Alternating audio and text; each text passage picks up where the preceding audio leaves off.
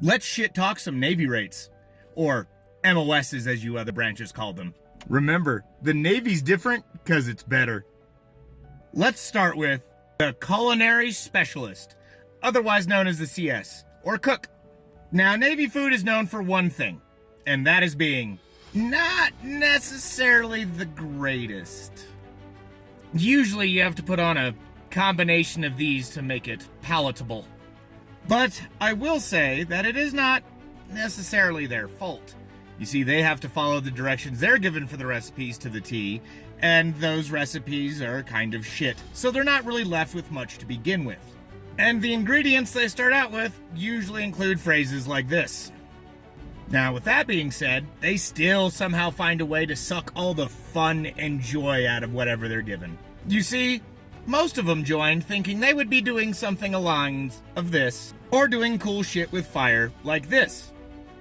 But the sad reality of it is that they're basically a glorified Golden Corral worker that makes less pay and has to serve a bunch of depressed and or angry alcoholics. As the Navy saying goes, choose your rate, choose your fate, and their fate is one of misery. They are, however, not without an obscene amount of power. For though the food may be terrible, you are never allowed to tell them this. Though they would never do something to intentionally mess with your food, like spit in it, as most of you people have probably been on the receiving end of some restaurants. They do have a way of uniquely punishing you that is well within their authority to do so. For if you mock their food to their face, they can put you on portions. And that means that the exact amount of food that qualifies as a serving according to the recipe. And this amount of food is never enough to make you feel full.